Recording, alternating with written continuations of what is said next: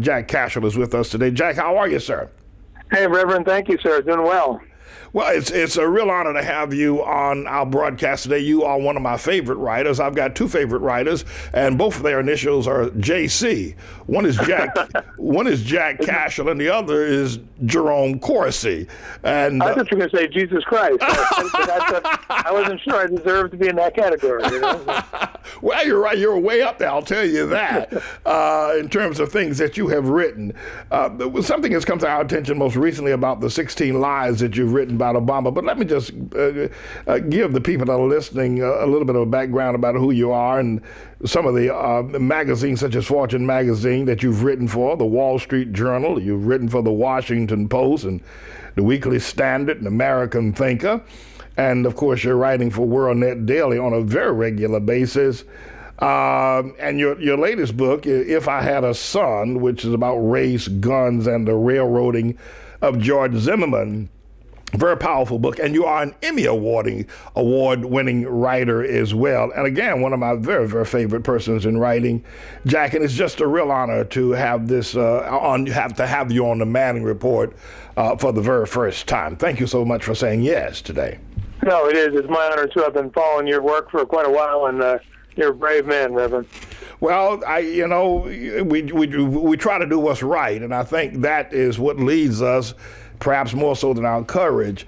But you've pointed up some things, Jack, and you've assessed them. You have looked at where we are with Obama and America's love affair with him, or lack of love of Constitution and our nation, I suppose, which I suppose becomes love affair with Obama. The lies that this man has told, and you've outlined them clearly. We're going to try to get through some of them today. It was just recently published in the WorldNet Daily under the title of Obama's 16 Most Troubling Lies. And could we go through that? And you can go through them any way you like, but some commentary, if you will, on why is it that a man can lie this openly in your face as profusely, and yet the media does nothing, whether it's conservative media or liberal or whoever.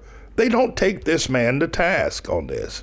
What do you have to say? Yeah, you're right. And, I trace it. In a sense, you can trace this phenomenon back to the early 1920s when the Soviet Union, through the Communist International, the Comintern, intervened in the Sakwan Vanzetti case. This may sound like a stretch, but these were a pair of anarchists who had murdered a couple of payroll clerks in Massachusetts, including one of whom was Italian-American himself. But they were anarchists, they weren't citizens, and they were killers, and they were caught, and they had due process, they had interpreters, fair trial. No one knew that they were what their politics were. And then the Comintern got a hold of it, and then they realized that the only way they could get these guys' attention was to lie about their case. For the Soviets, for the Marxists, lying was a strategy. It wasn't like a moral question. It was a strategic question. Will this lie help me or will it not? And so what began as just the kind of thing that only like a hardcore Soviet would do 80, 90 years ago has sort of kind of devolved into like the playbook for the Democratic Party today and the media. So Obama can say whatever he wants to say, and the media are just acquiesce. They just roll over. What compounds it for the media, of course, as you suspect and is the race issue, because the media are afraid of, if they're white, they're afraid of being called racist. If they're black, they're afraid of called clowns. You're right about that. So that is a further reason for them to, they let Bill Clinton lie a lot, but they'd call him out occasionally because it was so obvious. But with Obama, it's unprecedented. Finally, with just the brazenness of the Obamacare lies and the impact that has on ordinary lives, they've had to acknowledge that, yes, their man does occasionally stretch the truth. But in fact, he built his whole candidacy on a lie, and on a series of lies, he's, advanced his agenda. And, I'm just sort of point them out, for make it easy for the reader. Well, one of the lies that he's told that is more recent and perhaps after your posting of this article was that in Dreams of My Father and in public interviews, he stated that he never knew his uncle Oyanga Obama, who lived in Cambridge, and that they had never met. And both his uncle and his aunt were in America illegally, but his uncle was arrested and threatened with deportation, who then declared that Obama did live with him, and Obama told him during the time that he was entering Harvard, he was entering as a foreign aid student. And the White House, for whatever reason, admitted, and Obama admitted that, yeah, I did live with my uncle, after saying I didn't live with my uncle, which is lie number 17. Right, partly because the uncle testified under oath in trial in Boston that, in fact, Obama had lived with him. Oh, he obviously didn't get the memo. He was supposed to keep his mouth shut. That's because he said it casually and proudly. And he had someone back him up, a landlord who backed him up and said, yeah, that's true. I remember that. So that puts Obama in a bad light. And with the utterly lamest explanation that when this question arose last year, when the guy had been arrested, they merely checked the book to see if he had, The Dream from My Father, whether it was in there, and other records, whatever those records. What kind of records could you possibly check to find out? Think about this. Whether the president had 30 years prior, or 25 years prior, rather, lived with his uncle for 3 weeks. Where would that be cataloged? I mean, all you have to do is ask the president, "Hey, did you ever live with this Bianca guy?" And get the answer. Well, no. The fact is, they probably did ask the president. The president probably lied about it, and they got caught in their lies. So whenever someone lies, when you generate a lie, you almost inevitably generate other lies to cover for the original one, and then you usually find the fall guy to take responsibility for that first lie, and it's happened on numerous occasions. Now, line number 15 says that Obama says that my parents shared not only an improbable love, they shared an abiding faith in the possibilities of this nation. And this was how Obama introduced himself to the world back in 2004, the Democratic National Convention. No red state, no blue state, but states of America. But you state here that there was no love, there was no faith, and there was no family with this jerk. No. And it's presuming that Obama Sr. was the father of Obama, which is something, it's a presumption because we have no real evidence of that. What we do know is that no one credible ever even saw them together. We know they never lived together. The INS records make that clear, Obama Seniors. We know that within 3 weeks of the child's birth, Ann Dunham, the mom, was living in Seattle without Barack Sr. I mean, so the whole notion that there was this loving little multicultural family that was upset when Obama Sr. got this bid from Harvard when Obama was 2 years old is entirely fiction. Now, it wouldn't seem like it would be that important, except that Obama built his campaign around it. In both 04 and 08 at the conventions, he led with this story. See, because he wasn't just an ordinary black guy like you, Reverend, or some other guy, or Jerome Wright, or whoever. He was a special sort of almost like a little messiah. Yeah, this is his nativity story. Absolutely, and he knew that as well. He understood that, and he reached for it and lied through his teeth about it, though. Right, and no one even challenged it. No one in the media challenged it. By 2008, it was well known in the blogosphere that Obama's story was false from beginning to end. The basic outlines of his story that he told at the conventions was false. And yet the media, even though this guy was just surfacing as a candidate and had an absolute responsibility to, review his past, chose not to. Well, I talk about this in the article a little bit, is David Marinis, who's a Washington Post Pulitzer Prize winner, wrote a 10,000-word article on Obama's early years for the Washington Post 2 or 3 months before the election, 10,000 words. And he doesn't even mention Obama's, a cherished mentor, Frank Marshall Davis. How can you not do that? Obama mentions him repeatedly in Dreams from My Father, just by the name Frank. But they didn't want to know. They didn't want to know, and they didn't want to share that with their potential voters.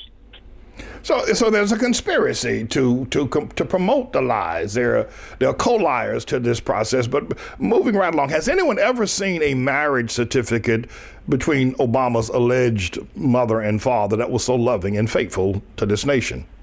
No one's seen the marriage certificate. What they have seen is this, and this does exist. and I'll explain why it doesn't say much. There is a divorce certificate, and the divorce certificate alludes to an earlier marriage. Okay. However, you can get divorced without getting married. No one's going to double check to see that you were actually, you know what I mean? If what happened at the time is that I think there's no doubt that Ann Dunham was saying that she was married to Barack Sr. And then she meets up with Aurelio Sotero, this Indonesian guy in Hawaii. Now, at the time, Obama was only 2 or 3 years old. I mean, it's not like he was fatherless. He had a stepfather for the next 10 years of his life. And Sotero wasn't a bad guy. But he had been telling, she had been telling the INS that she was married to Obama. Now she had to divorce him, I don't know that there was a marriage. There is no witnesses to that marriage. There are no photos of the marriage. There's no documentation of the marriage. But there was a divorce. Yeah. Here's a lie that I think ought to get to black people jumping up and down. I mean, it's really gets to be outraged by this lie. I mean, all these lies are outrageous lies, and all people should be jumping up and down. But in particular, Obama says, Jack, that his mother and father, Obama Sr. and Stanley Ann, met on the bridge at the Selma, Alabama, Selma to Montgomery March. Back in 1964, he was born in 61. He was born in 61. He was conceived. What he does, and people who doubt his capacity for exploiting, pivotal events in African American history to advance his own cause, need only Google Selma Obama and read his speech that he gave. And this is in 2007. It was a critical thing. He was trying to, at that time, to align himself with Black America. And you know this, Reverend, that he doesn't have any slaves in his ancestry. But he does have slave owners. So, this was a tricky maneuver for him because he had to become black. Right. And he hadn't been, up to that point, really. So he says that when he's, and then, this is a serious, major moment in the civil rights history. And it took place in 1964, 3 years after he was born, 4 years after he was conceived. And he has the nerve to stand there and say it was because of this march that his mother and father got together and gave birth to him. And so then he says, so don't tell me I'm not coming home to Selma.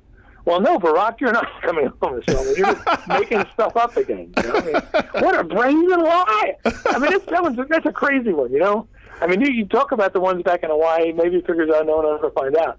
But how can you do this? And it's not a mistake. This is a scripted speech he's giving, Let me ask you this question also, Dr. Cashill. The Obama, so he tries to align himself with, according to the Howard University study of reparations, that you either have to be a slave or can trace your ancestry to someone who was a slave in order to qualify the big argument about reparations, which I think is horrible. I'm against it. But the matter is here is that Obama could not qualify for reparations, so he can't qualify for being black. But he did something very strange when he stood up and said, if I had a son, he would look like Trayvon. I was stunned by that because he had never done anything other than these other lies about being black. And then he aligned himself so closely and so personal with this very explosive event. I was stunned, and I'm never stunned about anything. Why do you think he did that? And I think George Zimmerman must have been stunned even more because Zimmerman was an Obama supporter. He was an activist. He was a civil rights activist. He was a registered Democrat. And then what he's hearing, what Zimmerman had been hearing is, oh, you see, I'm not getting justice because even though I supported Obama, lobbied for Obama, voted for Obama, I don't look enough like him, So that thus I become the perpetrator in this incident because I don't look like Obama. We have two sets of justice in America: those who look like Obama and those who don't look like Obama. But it also speaks to another issue, Reverend, and that is, by marrying Michelle Obama, Michelle Robinson at the time, who was in fact, a real product of Chicago's South Side and the legacy of slavery in the United States, he solidified his place in African America, and his two daughters are, have legitimate claims to being African American, and I think he married her for that reason. I think if he had married a white woman, he never would have been elected president. Oh, you got that right, sir. No, you got that right, to be sure. He never would have been, and that was definitely a marriage of convenience. Without going into the romantic aspect of that, but that's something else he did. Also, talking about this black thing, he was a member of the Trinity United Church of Christ for 20 years. Right. Jeremiah Wright, if you will, rebel preacher, this black theology preaching that he did for 20 years. Obama sat there. And Jeremiah Wright is a product of Dr. James Cone, and Dr. Cone was my professor when I studied at Union. And Cone is as rebel and anti-American as you can possibly get. And Ivy League schools like Union and Harvard and Princeton, they love him for his anything he says against white America, they just eat it right up. Jeremiah Wright was one of his famous students. And yet Obama sat there for 20 years, and then after, at a convenient time, threw this whole thing under the bus, and America swallowed the hook, line, and sinker. Why do you think they did that? Well, and I will give Jeremiah credit for this is consistency. He wasn't intimidated by Obama. So when the Jeremiah Wright speeches surfaced in the spring of 2008, it surfaced earlier, Obama would not have been nominated president, that they were that damaging. Potentially. By this time, he had sort of pretty much beaten Hillary back. And so then Obama, and they're toxic, the speeches he's giving. They're really rough. For people who don't go to those churches, they don't know what he's saying. And, for the President of the United States to have sat there for 20 years, by the way, this is the guy who married him and who baptized his children. So to say after whose sermon, the audacity of hope, he named the second book. So then to come out and say he doesn't even know what he's talking about, he never heard any of this stuff, is nonsense. Then Obama gives this, passionate speech in Philadelphia, which then tingles up Chris Matthews' legs. He says, I can no more disown Jeremiah Wright than I can disown the black community. That's what he said. And in the speech, everyone says, historic speech on race, blah, blah, blah. Well, a month later, Jeremiah Wright isn't going to be silenced. He's going to remain Jeremiah Wright. He's at least true to who he is. Yeah, he is. No, there's no doubt about that. He keeps on saying what he's been saying, and then a month later, there's a funny headline in the LA Times. Obama angrily disowns pastor, right? This is the guy who he would no more disown than he would own the black community. A month later, he disowns him. And that's a crowded bus. Man, that bus is going uphill, just running over the bodies of people who are underneath him. He threw his grandmother on that bus in that same speech, if you remember.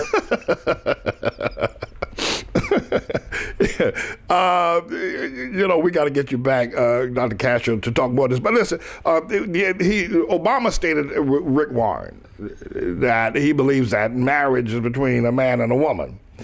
Right. And then in his inauguration illegally back in the early part of this year, he has now pushed same-sex marriages through the moon in terms of where it's spreading across America like wildfire. Right. What are we to believe about this man? Well, and we know what was worse about the Rick Warren speeches. Here's how he phrased that. He said, now, for me as a Christian, it's also a sacred union. God's in the mix, right? That's what he said, yes. God got out of the mix, in just 4 years. And then he starts evolving. That's the word they use. His position was evolving. What blatant hypocrisy. In 1996, when he first surfaced in Illinois, he was pro-gay marriage, right? And then he starts eyeing higher office, and now he's undecided in 1998. By 2004, he's anti-gay marriage. 2008, he's telling him that as a Christian, a marriage is a sacred union, and that's why he's against it. And then, by 2012, now he's for it. That doesn't wash. I mean, you've put God in the mix, then you've got to answer to God, Barack Obama. Now you're blaspheming. You're not just lying, you're blaspheming. And, when he gets to the pearly gates, I think I'd like to have my little iPhone there to take a little image of that. It's going to be a hit. Man. I don't think he's ever going to get that close to the gates. I don't think there's a way for that to possibly happen. He probably knows. No, maybe not me. Maybe some friendly angel can, can put that posted on YouTube for me. What do you think will be the lasting effect of these lies that Obama has told, and not the quality of the lie, but the very fact that for reasons of race, the media is afraid to being called racist. White folk are afraid of being called racist if they challenge Obama, because rather than defending themselves against whether it's a lie or truth, people just say you're just racist. That's the reason why you're against him. You're a racist. And so therefore the arguer gets backed down. What do you think will be the lasting effects on America in the next election and in the next decade that Obama's been able to do this, and the courts have sanctioned it? The media, they are all in the tank on this matter. There's no difference between conservative and liberal. And the race relations in America, all total, and you only have about 2 minutes, Jack, to deal with this. What do you think, what do your foresightedness tell you that this has done to our nation? Well, that's a good question. And we have seen, and this is tangible statistics, the race relations in America have deteriorated in the last 5 years. That was the one thing, even those of us who voted for Obama, who voted against Obama, as I did, hoped would happen. That if nothing else, that it would ease racial tension in America. But that's not happened. The opposite has happened. Instead of saying, gosh, isn't this fantastic? A black man in America became, isn't this horrible? All those racists attack him every time he opens his mouth. Well, we attacked Bill Clinton for 8 years, and, and he was as, white as I am. Actually, he was much whiter than I am. The problem is, and I think on the positive side, though, Reverend, is that I know young people are peeling off now. The scales have come off their eyes. Hispanics are beginning to sober up. The precipitous drop in favorability among Hispanic members. The real key in this is Black America. Rural African Americans realize, A, that Obama is not their guy, and B, the Democratic Party is not their party. It's a party that's given them Detroit. It's given them 100 Detroits in one shape or another all across the country. That has to be the awakening. And if his ill performance in the White House is sufficient to awaken Black America to what has happened to them in the last generation or two under monolithic Democratic rule, then his presidency may have served the purpose. God works in strange and mysterious ways, and I'm an optimist. I think he's working his own way through this right now. I gotta believe that those two things you said. One is that that Black America, who are key to the future of this matter and the history of Obama, will realize he was not their guy. I think they know that now. But you realize how difficult it is to make such a confession, especially while he's still in power. But right, it's a deep attachment, and a deep and emotional attachment. It's not easily peeled back. Yeah, it is. But he got 3 more years, so we'll see what happens. But I think the other thing is that the monolithic Democratic way of operating in the Black community over the past generation to generation and a half or so will also be greatly revealed. I believe that what you're saying will take place. And I think as a result of it, then blacks will be not necessarily empowered, but be in position to do more to build a positive America and unite America in many ways than perhaps an Obama presidency would not have happened. Listen, we only have 30 seconds left. Why don't you tell people how they can contact you, how they can get your books and materials, and then we got to go. We definitely got to have you back. If I Had a Son is available wherever anyone buys books, but they can contact me through Cashill.com. That's my website, or buy my books there at CASHILL.com. And thanks very much for having me, Reverend Man. You're doing a real service, and I appreciate it. Listen, we'll get you back again real soon. It's been an extraordinary interview just to talk with you and learn so very, very much from your wisdom and understanding and your in-depth look at what's going on in our nation right now. Thank you so very much for taking the time to be with us today.